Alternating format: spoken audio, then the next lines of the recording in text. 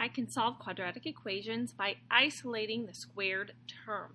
Okay, so if you take a look at both of these examples, I have x squared and I have a binomial squared. So we're either going to isolate what we call a monomial, so x squared, or isolate the binomial squared. Before we do that, I want to take a look back at this question here though. Now what we've been doing so far, so you don't need to write this part down, but what we've been doing so far for 3x squared equals 27 is we have a quadratic and we set it equal to 0. So I get 3x squared minus 27 equals 0. 3 and 27, the GCF is 3. 3x squared divided by 3 is x squared. Negative 27 divided by 3 is negative 9, and that equals 0. Now using the zero product property, 3 is not equal to 0, but x squared minus 9 is. But we can actually keep going here. This is really x plus 3, x minus 3, okay?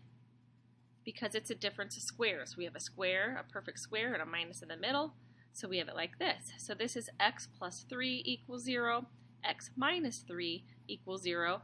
So x equals negative 3 or 3. All right, sometimes you'll see me write this as plus or minus 3 as well. So here's the thing. I solved this problem, okay? I was able to factor.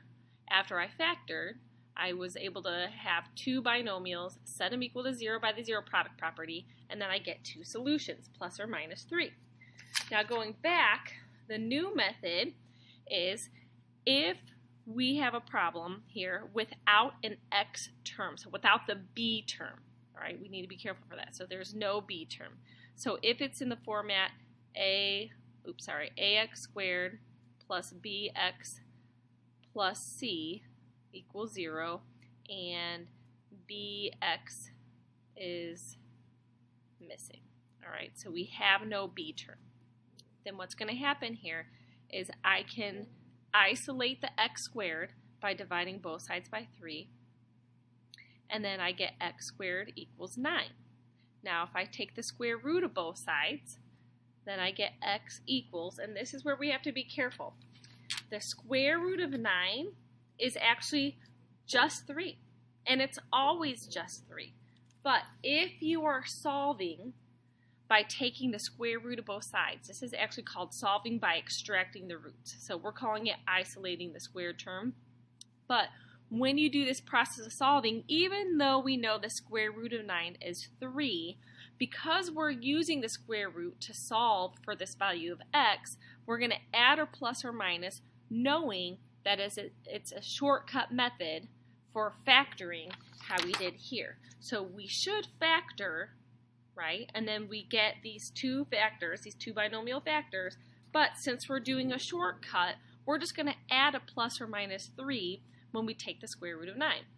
So let's come over here, and again, we're looking that there's no b term, and you're like, well, hey, there is an x. But notice in the parentheses here, all right, so if you have a parentheses squared, so x plus some number a squared, this is another situation if there's no other x terms. So with no other x terms, this is another place where we can solve by isolating the squared term. Okay, so I have one term. This is a product of 4 times the binomial squared, so that's one term, plus 1, so my 1 is another term, equals 145, so 145 is a third term. So I have 3 terms, only one of them has this square in it. So I need to first move this 1 to the other side. So I have 4 times x minus 2 squared, and then I'm going to subtract 1, so that equals 144. Okay. Now I have 4 times the binomial squared. Well, I need to get that binomial squared by itself, so I'm going to divide both sides by 4. So then I'm left with x minus 2 quantity squared equals, and this is going to be what? Shoot, I don't even know that off the top of my head. 144 divided by 4 is 36.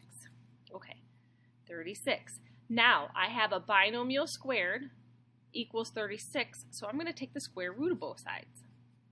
So this becomes x minus 2 equals, but you have to be careful. If you were solving by taking the square root, we're going to add plus or minus 6.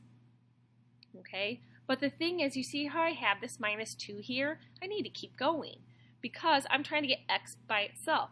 So x equals, if I add 2 to both sides, it equals 2 plus or minus 6. Now some people are tempted to stop here, but unfortunately 2 and 6, they're like terms, so we can actually add and subtract them.